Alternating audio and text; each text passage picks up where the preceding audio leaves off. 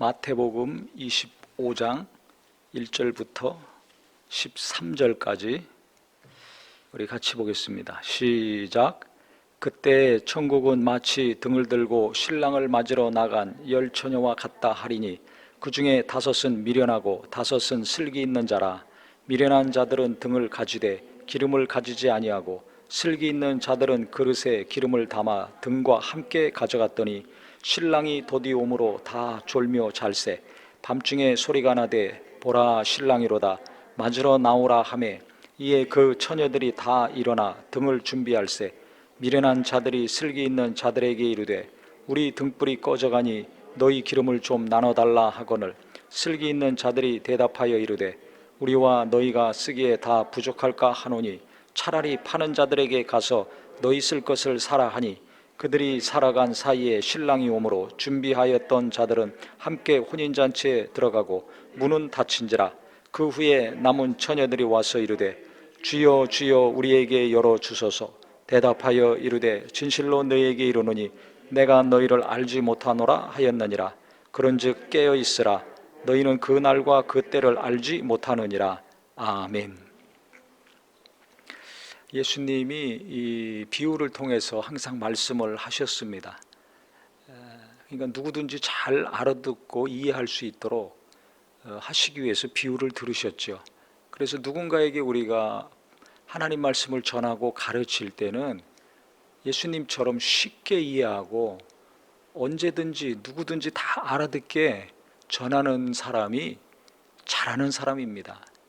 그러니까 하나님 말씀을 어렵게 저게 무슨 소리인가 자꾸 그냥 집중해도 알 듯 모를 듯 이렇게 가르치거나 전하면 그 본인은 굉장히 수준 있는 거를 가르치는 것 같지만 하나님이 보실 때는 정 아니거든요.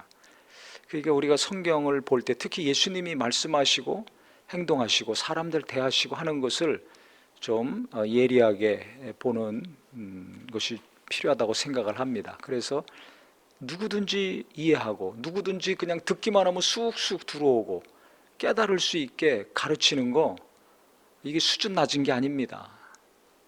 그래서 우리가 어렵게 가르치거나 뭐 복잡하게 얘기하는 거, 그것이 수준 높은 것 같고 성경에 대해서 지식이 많은 것 같은데 그렇게 생각하지 마시고 쉽게 가르치고 누구나 이해하게 전함으로 더욱더 하나님 말씀을 친근하게 느끼고 가까이 하게 하는 부모님들이요 또 성도님들이 되기를 바랍니다. 여기도 우리가 지금 읽을 때 금방 이해가 되지 않습니까? 천국 들어가려면 예수님이 오셔야 되는데 그때는 두 종류의 사람들이 있다는 것입니다. 열처녀 비유를 예수님이 말씀을 하셨어요. 근데 비율이 5대5입니다. 딱 절반. 5명은 신랑이 언제 올지 모르니까 기름을 미리 더 준비한 겁니다. 그리고 이 미련한 자라 그랬습니다. 이 미련한 사람들은 뭐가 미련한 것인가? 미래를 준비하지 않는 사람이 미련하다는 겁니다. 지금 본문에서는 이 사람들은 신랑이 언제 올지 모르는지 그걸 뻔히 알면서도 기름을 준비하지 않았습니다.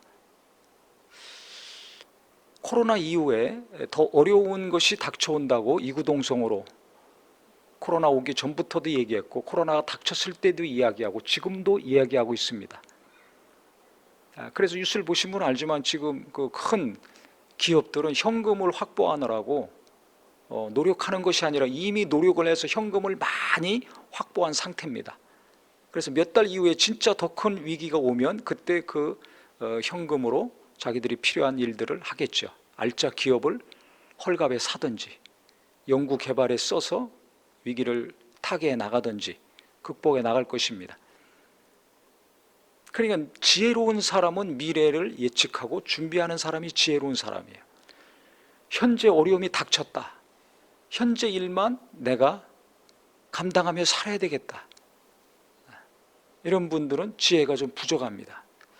그래서 깨어있는 사람들은 항상 현재에 만족하지 않습니다. 앞날을 항상 생각하고 어떻게 현재를 준비하고 이래야 미래를 대비할 수 있는가에 많은 시간과 노력을 씁니다. 공부도 대단히 열심히 합니다. 그런 사람들이 어떤 일을 이제 이루어 가느냐? 진짜 어려움이 닥쳤을 때, 지금보다 더 큰 위기와 환란이 닥쳤을 때 버티고 견디고 살아나는 기업이요, 가정이요, 교회요, 내 자신이 될 수 있습니다. 그렇기 때문에 우리가 오늘 본문의 말씀, 기름을 준비 많이 해야지, 뻔히 아는 말씀인 것 같지만, 그럼 나는 내 미래를 준비하고 있습니까? 어떤 것을 준비하고 있습니까? 기업들은 현찰을 준비해야 됩니다. 그러면 예수 믿는 사람들은 뭘 준비해야 되겠습니까? 언제 오실지 모르는데, 계속 기다려야 되는데 뭘 준비해야 되겠습니까? 요즘 그것이 확실히 드러나고 있습니다. 코로나가 장기화되고 온라인 예배가 장기화되니까 무슨 일이 일어나는가? 믿음에서 떠나는 사람들이 늘어나고 있습니다. 예배 안 하는 사람들이 늘어나고 있습니다. 헌금 안 하는 사람도 늘어나고 있습니다. 그러면 어떻게 됩니까? 기름이 이미 다 고갈된 거예요. 본인은 예수 믿는다 그러고 신앙생활 한다고 하지만 기름이 없어요. 예배할 능력도 없고 기도할 능력도 상실했습니다. 지금 이 열처녀는 신랑 준비하러 간다고 다 출발한 사람들입니다. 근데 차이는 뭡니까? 기름을 준비한 5사람이 있고 기름을 준비하지 않은 5명이 있습니다. 예수님은 준비하지 않은 사람, 미련한 사람이다. 준비한 사람은 슬기로운 사람, 지혜로운 사람이다 그랬습니다. 결국 신랑이 왔습니다. 근데 기름이 다 떨어진 사람들은 꺼달라는 거예요. 기름 있는 사람들에게 기름 좀 빌려달라. 야, 그러면 우리도 꺼지고 너희도 꺼질 수가 있다. 못 빌려준다. 그래서 살아갔습니다. 결국 혼인잔치가 시작이 되면 다 집 안으로 들어갑니다. 문이 닫혔습니다. 이 사람들이 늦게 와가지고 두드립니다. 자기 들어가게 해달라고. 못 들어갔습니다.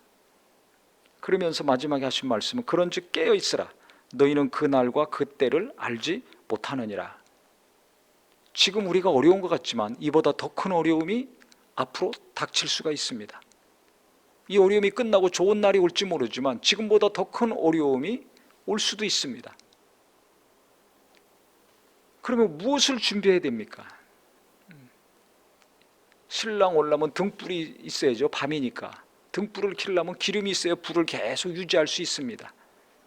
한 것처럼 내 영혼이 주님이 오시는 날을 기다리고 그 다음에 이 땅에서 어떤 일이 있든지 간에 그 어려운 일들을 극복하고 헤쳐나갈 수 있으려면 내 영혼에 하나님의 은혜가 마르지 않아야 됩니다. 내가 하나님을 의지할 수 있는 믿음이 계속 내 안에 있어야 됩니다. 눈에 보이는 것을 준비하려면 돈이 필요합니다. 가정에도 기업도. 그래서 다 그렇게 열심히 현찰을 모으고 있어요. 저도 어제 뉴스에서 봤습니다. 기사에서. 하여튼 수단과 방법을 안 가리고 벌써 이미 큰 현찰들, 많은 현찰들을 지금 준비하고 있습니다. 그건 역사가 반복돼서 알잖아요. 이 불황이 닥친 다음에는 어떤 일이 일어나는가. 이게 뻔히 보이니까 무엇을 준비해야 되는지를 그 사람들은 너무 잘 아는 겁니다. 우리도 마찬가지예요. 기업들은 현찰을 준비해 놓는 것처럼 예수 믿는 사람들이 하나님의 도우심을 계속 받고 하나님의 위로도 계속 받고 하나님의 인도하심을 분명히 받아서 살려면은 하나님의 은혜가 내 영혼에서 메마르지 않게 해야 돼요. 성령에 감동하시고 깨닫게 하시고 인도하시고 역사하시는 것이 메마르지 않게 해야 됩니다. 그러려면 어떻게 됩니까? 기도해야 됩니다. 예배해야 됩니다. 하나님 말씀으로 은혜 받는 것이 계속 지속이 돼야 됩니다. 그러니까 하나님을 믿는 사람들은 하나님이 도와주셔야 되는데 하나님의 도우시고 하나님이 함께해 주시는 것을 준비하려면 어떤 어려움과 위기와 환란이 닥치더라도 내가 계속 예배하고 기도하고 말씀을 가까이 해서 하나님과의 관계가 메마르지 않게 해야 돼요. 근데 어려움이 닥치면 은혜가 없어지는 사람들, 기도도 못하고 예배도 못하고 헌금도 못하고 무너지는 사람들이 있어요. 아니면 도리어 하나님을 원망하고 불평하고 시험 드는 사람들이 있어요. 이거 왜 그런 줄 아세요? 기름이 없는 거예요. 기름이 없으면 등불이 활활 타오르지 못하고 꺼지듯이 무엇인가 하나님의 은혜가 없는 것입니다. 성령의 감동하심이 없는 거예요. 없으니까 그냥 꺼져버리는 겁니다. 불이 계속 타보세요. 아무리 물을 갖다 부어도 불이 안 꺼집니다. 근데 불길이 약해 보세요. 바람만 훅 불어도 꺼지죠. 그러니까 예수 믿고 은혜 받고 신앙생활 잘하는 것 같은데 촛불같이 간당간당한 불빛만 나오는 사람들이 있습니다. 조금만 바람만 불어도 꺼져요.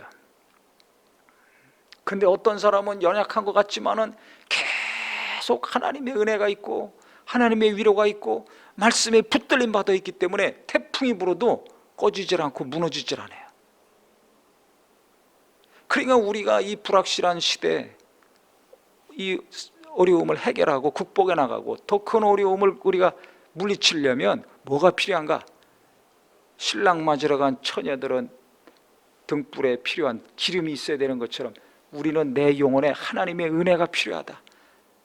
내가 계속해서 기도할 수 있는 은혜, 내가 계속해서 예배할 수 있는 은혜, 내가 계속해서 하나님 말씀을 통해서 은혜 받을 수 있는 영감이 필요하다. 성령의 감동이 필요하다.